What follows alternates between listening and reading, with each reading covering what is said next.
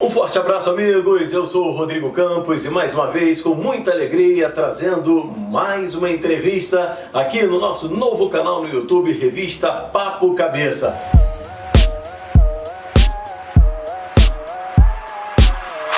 Hoje, mais uma vez comigo, a coordenadora de projetos da Revista Papo Cabeça e neuropsicóloga Adriana Santiago, que na edição de número 12 da Papo Cabeça falou sobre esse tema aqui, ó, tristeza ou depressão. Existe um abismo de distância entre esses dois sentimentos. O que é tristeza?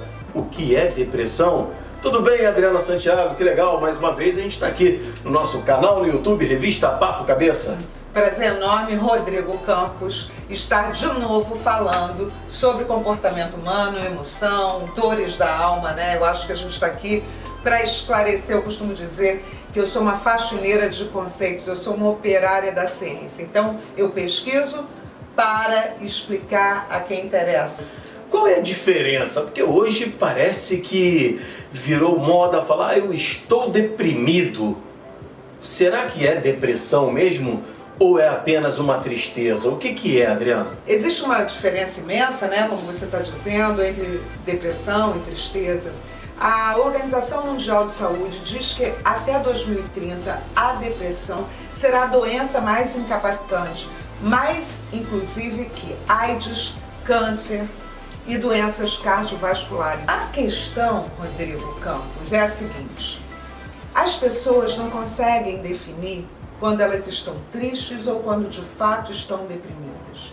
A diferença fundamental é que a tristeza tem um porquê, tem um contorno. A pessoa sabe por que está triste. Por exemplo, meu pai morreu. Eu estou triste por esse motivo. O resto está funcionando bem.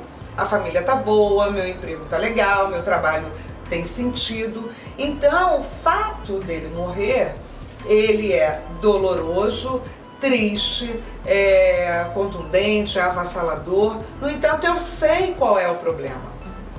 Quando as pessoas chegam ao nosso consultório e dizem eu tenho depressão e nada funciona, a característica maior desse quadro não é tristeza.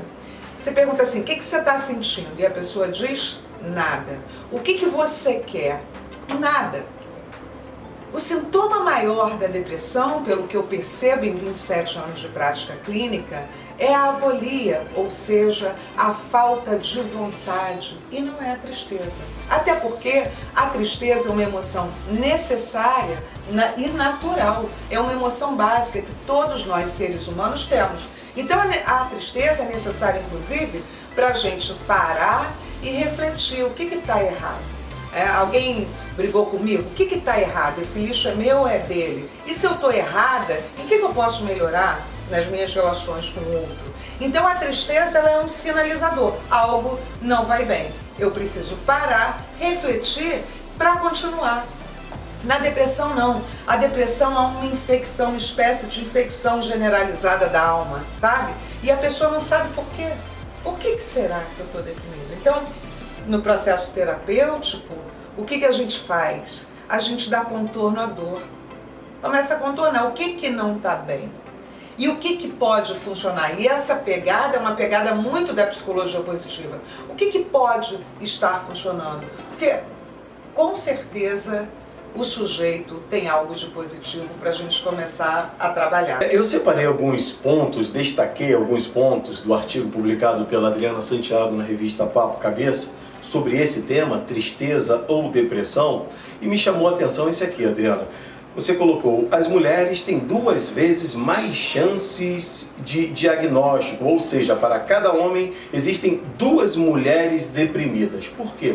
Menino, isso é interessantíssimo. O Martin Seligman, que é o pai da psicologia positiva, decidiu saber por que disso, né? Atenção, meninas.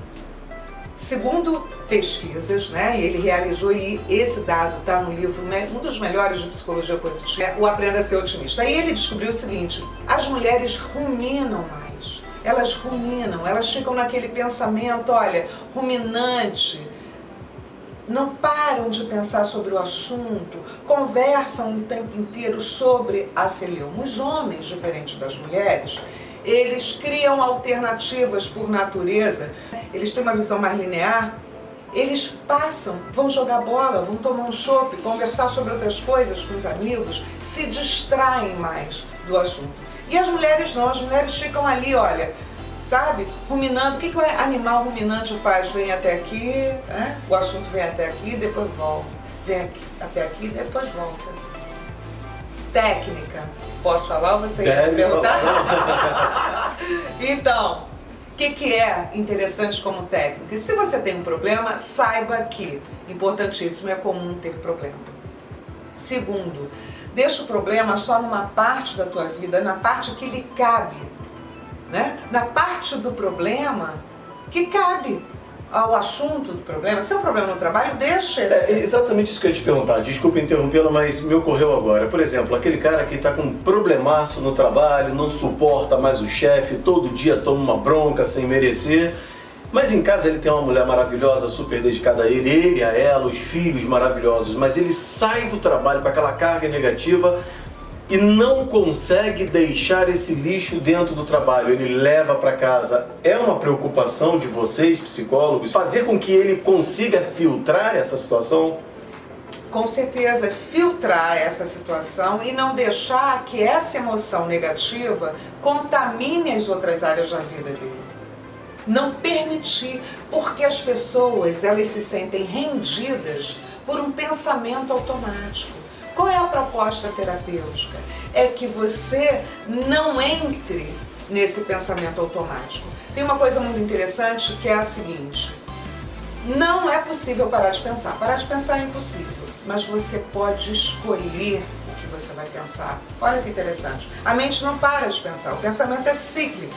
Mas você pode trocar. Tem um exercício de teatro que é muito interessante, que você troca o assunto, troca a conversa, troca o pensamento. Parar de pensar é impossível, não adianta tentar impedir. Agora muda o tipo de pensamento. E volto a dizer, retomando ao vídeo que eu falei, lá um dos primeiros vídeos que a gente gravou, que é o seguinte: a realidade não existe. O que você pensa sobre a realidade que é muito mais importante. Então tomar conta disso é fundamental, para não se deprimir. Um outro trecho que eu separei, que eu destaquei aqui na Papo Cabeça, Adriana, no seu texto você colocou assim: a depressão é a expressão máxima do pessimismo e é construída na vida do indivíduo que não estanca a dor no momento onde ela deve ficar. As pessoas trazem, não é de repente uma figura ficou deprimida, uma pessoa não fica deprimida de repente.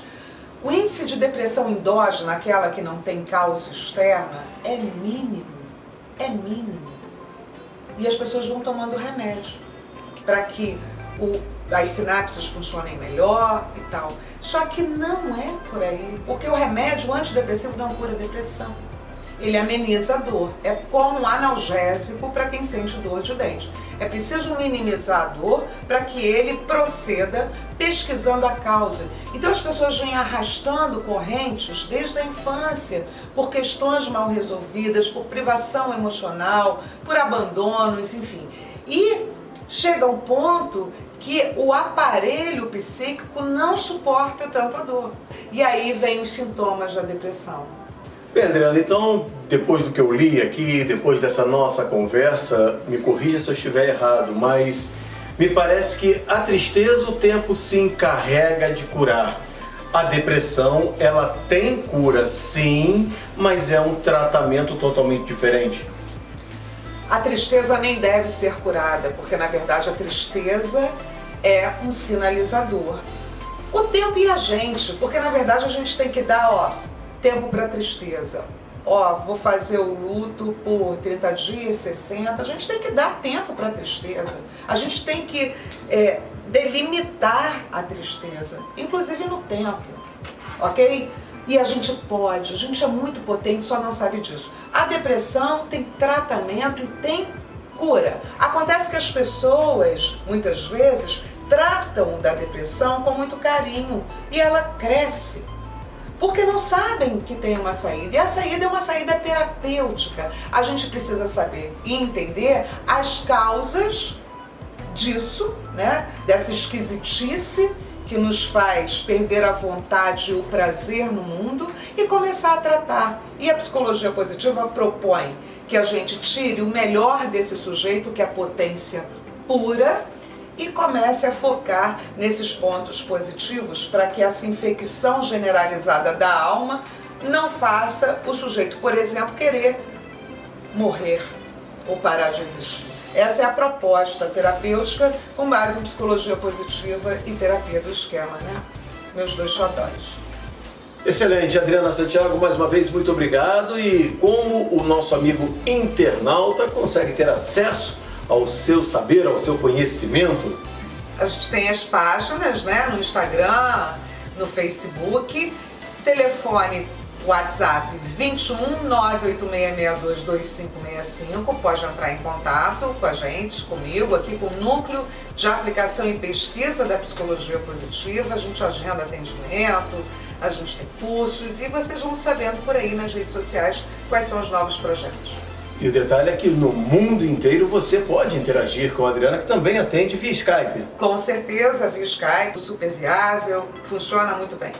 Legal, gente, mais uma vez, muito obrigado, Adriana. Chegamos ao final de mais um encontro aqui no nosso canal Revista Papo Cabeça e é sempre bom lembrar, a sua participação é muito importante.